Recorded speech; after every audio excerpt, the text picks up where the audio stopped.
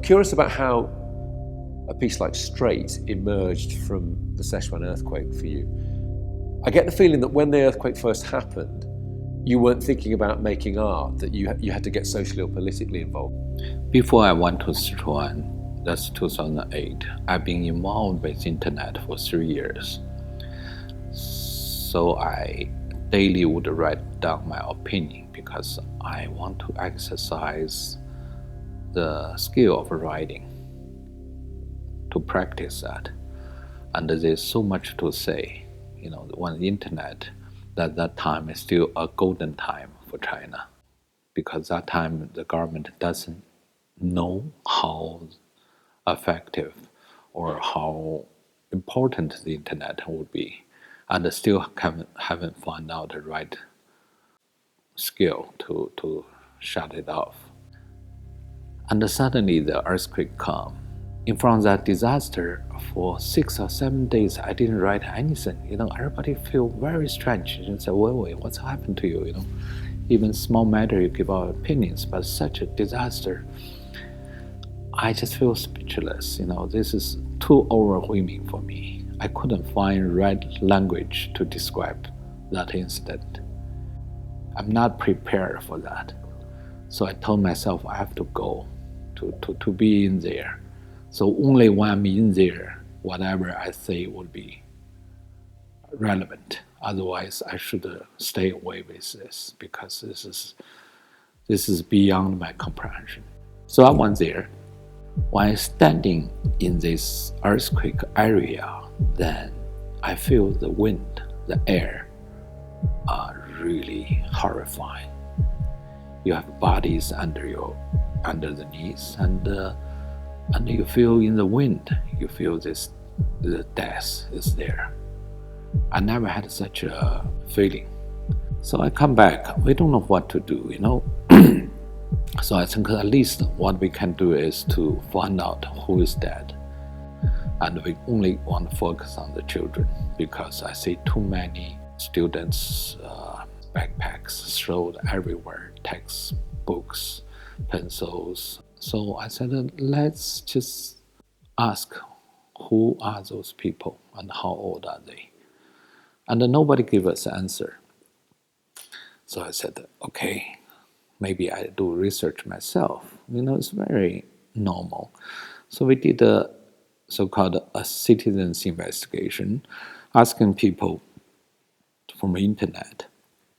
That time, if I send out one message, it will be thousands or hundreds of thousands of people would watch, and they will say, we want to join you, So we sent out about 40 groups, and of course they all got arrested.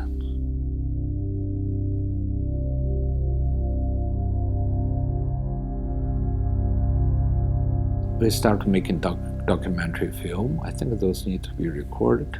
So we interviewed about hundreds parents of those students. At the end, we found about 5,000 students. And daily I put those names on my blog.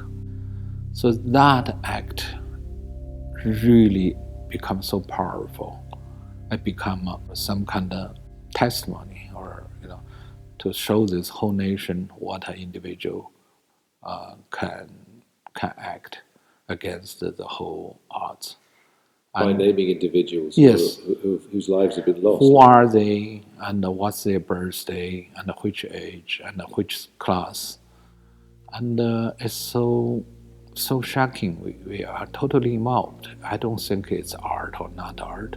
And it's an expression which have a lot of people listen, and a lot of people care and relate to life. So we would just, but we need a form. So every day I would light up a candle and just the image of candle, and also put on internet. And so people just waiting for our names till my blog got totally shut down by the government. Then later, I got all kind of trouble. But that's the beginning. But till very late, I don't know how to carry that emotions to the public. how to make it to be remembered, how to be at least to be recognized. How to make a memorial, I suppose. Yeah. So first, when we did the show in Hauskunst Munich, I did the facade with one line of words. She has been living in this world happily for 7 years. That's from a mother of a daughter, 7 years old, a dancer, just lost her life. So her mom said, I don't want state to pay us money but I just want she to be remembered. So I used 9,000 students' backpacks to construct one line.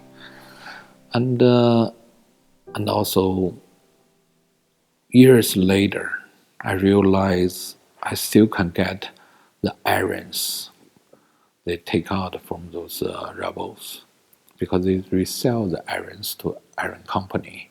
This is the steel rebar. Yeah. We managed to bolt all those rebars, and I don't know what to do with it. It's so I come up the minimum way to straighten it to the original look when it's just come out of factory. So we have a lot of people start to bend and knock it into a straight piece. That time I got arrested. And after 81 days, I was released. I went to my studio. Before I arrived, I heard people are still, like ding, ding, ding, they're still working on it. That gave me such joy. I always remember those sounds.